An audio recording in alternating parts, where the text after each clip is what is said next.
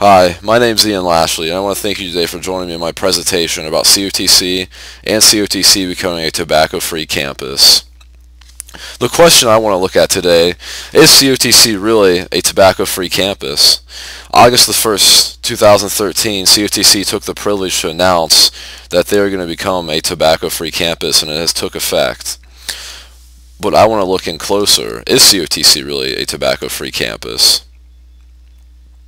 But before we look into that question directly, I want to look at some statistics related to tobacco and cigarettes. Excuse me. Cigarette smoke leads to more than 480,000 deaths a year. 41,000 of those from secondhand smoke alone. Daily deaths toll up to about 1,300 people a day. People that smoke tend to cut up to 10 years off their life just by smoking cigarettes. And I also have experience with this with different family members that have smoking related diseases or have passed away due to lung cancer or some other difficulties due to smoking or tobacco use, so I can closely relate to some of these statistics. There's a growing concern, many concerns for more and more college students starting to use tobacco products, including smoking, chewing tobacco, or cigars. ABC News has came out and said a third of students said that they admit to using tobacco products. That includes cigarettes, chewing, tobacco, and cigars. And it is known that more than 12 million Americans are related to cigarette or tobacco related diseases. So that is a growing concern. And also, tobacco and GPA can come hand in hand in some circumstances. A university in California did a study, California State University, did a study on students with GPA. And they did a study versus students that smoked and then non-smokers. And they found that students that actually didn't smoke tended to have a higher GPA, and they also had a statistic too from the CDC that 18 out of every 100 U.S. adults ages 18 or older currently smoke cigarettes. So you can look at by looking at these statistics, you can see the negative effects that smoking can have on not only you physically but also mentally by affecting your GPA. It's noted higher that that non-smokers had a higher GPA, and there is also smoking causes a very negative effect to the campus atmosphere and life around it. According from TTAC.org, Tobacco Fact Sheet on their website, I'm just going to read the quote here that they quoted, that a Harvard College alcohol study determined that student tobacco users are 4.6 times likely to smoke marijuana, 3.6 times more likely to engage in high-risk drinking than non-smokers. Smokers are more likely to use illicit drugs than high-risk drinkers. College students who are smokers are 50% more likely than non-smokers to have had 2 or more sexual partners in the last month. Even light smokers are over 3 times more likely to participate in sexual riskier behavior when using alcohol or other drugs than non-smokers. So just by looking at some different statistics, you can see that not only smoking has an effect on you mentally and physically, but it also can have an effect on the atmosphere and around you.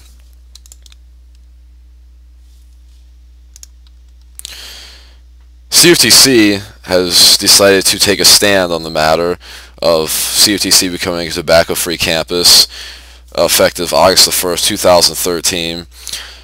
In the quote from the website, as a part of our commitment to health and well-being of our faculty, staff, students, and visitors, COTC became 100% tobacco-free effective August 1st, 2013, with the goals of reducing tobacco use, reducing health risks for non-smokers, cleaning up and protecting the campus environment, and becoming a healthier college. So this is according to COTC, that they have completely became a tobacco-free campus. but there is still a problem with this.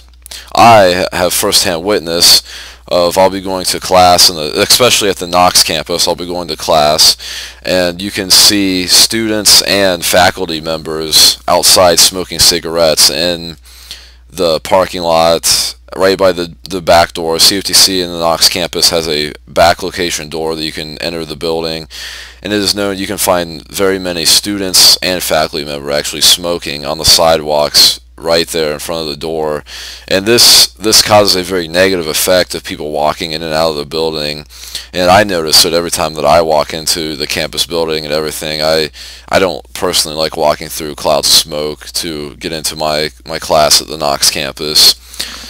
So I think CFTC still has a big problem with tobacco, because also on CFTC's website they have claimed that there is no smoking or any tobacco products supposed to be used on any parts of the campus. So that includes the parking lot, and you can't even be inside your vehicle in the parking lot smoking or using tobacco products.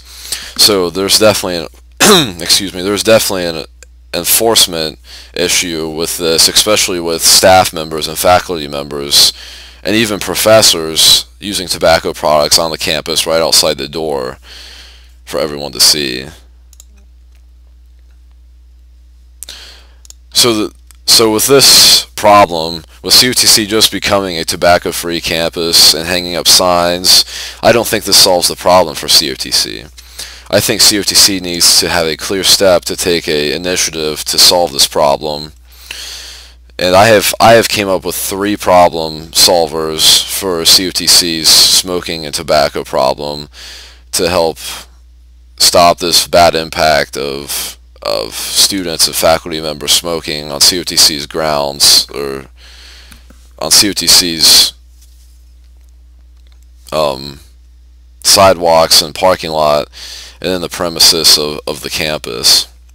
So the first solution that I have to this problem is CFTC could fine people who are caught violating this problem, and also an enforcement needs to really taking place too, because there are also faculty members that are smoking right on campus of CFTC in the Knox County campus.